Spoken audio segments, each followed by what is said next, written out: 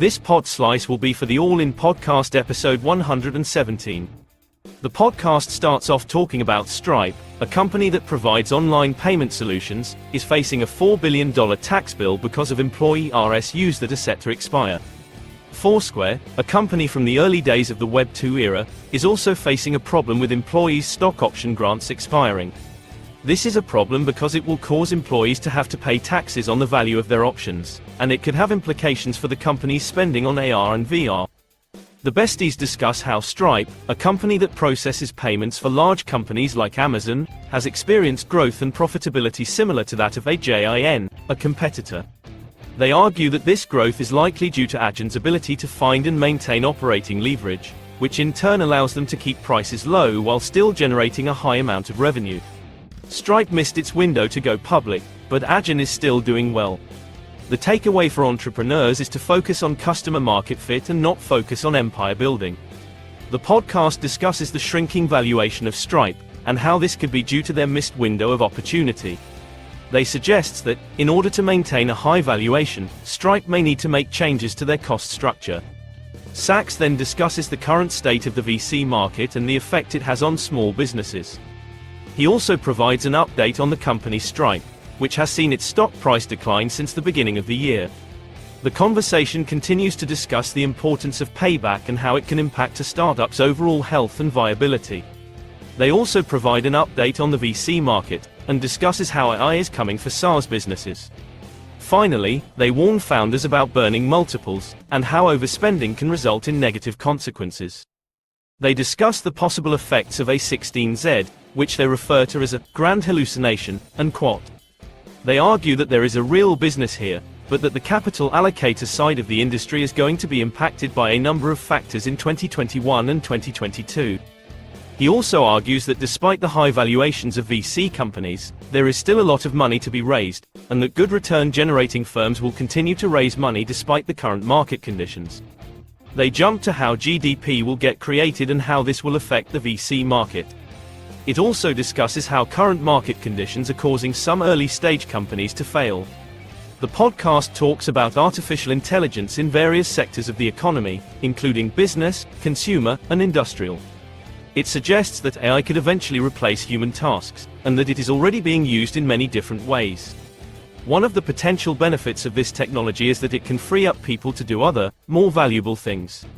The podcast also discusses how businesses can exploit these benefits to increase their revenue and margins. The besties discuss their differing opinions on whether or not Stripe missed its window of opportunity, with Jason arguing that the technology company should generally be capturing about 1/3 of the value it delivers to its customers. They argue that technology drives prices down, and that if an AI application is built, the designer should typically be paid a fee equal to the cost of the AI's automation.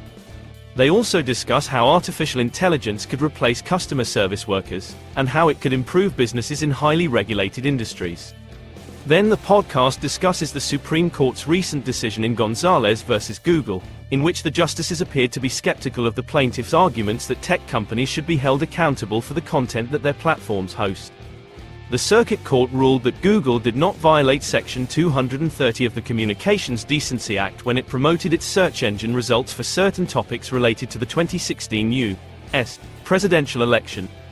The ruling has implications for the larger battle between Silicon Valley and President Trump, as Trump appears to have shrewdly capitalized on the situation by traveling to East Palestine to deliver food to victims of the conflict.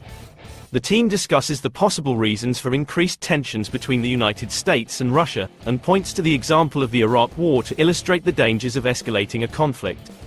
The author suggests that the United States should pursue de-escalation instead of saber-rattling, and points out that Xi Jinping wants to build bridges between the two countries in order to keep the conflict from escalating. Jason says that he thinks Putin is escalating the conflict in Ukraine in order to position Trump to negotiate a better deal with Russia, which could be a silver bullet for Trump in his bid for re-election. The besties posit that the drop may be due to Trump's recent decision to launch a support campaign in East Palestine, which is likely to have negative consequences for the Biden administration. They also say this week's events may be helpful in distracting the public from Trump's other controversial actions.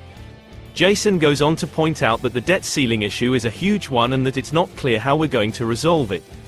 He also notes that the Federal Reserve has recently said that they will keep interest rates at 5.5%. This news seems to have gone largely unnoticed by the public. Jason also discusses the issue of foreign policy and how it seems to be getting in the way of smart strategies. He also mentions that the US is pushing China and Russia together, which is a very foolish strategy. Finally, Jason talks about how he is raising money for his lunch run and how, so far, he has received $52 million in commitments.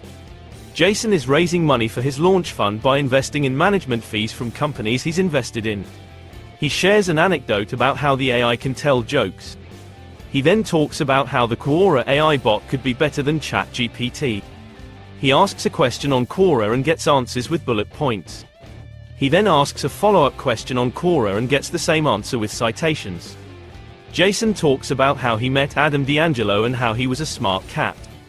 He concludes the podcast by saying that D'Angelo is a brilliant public speaker and they should get him on Summit 2023.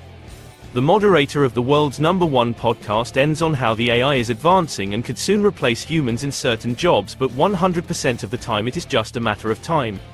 This is the end of the pod slice for the All In Podcast episode 117.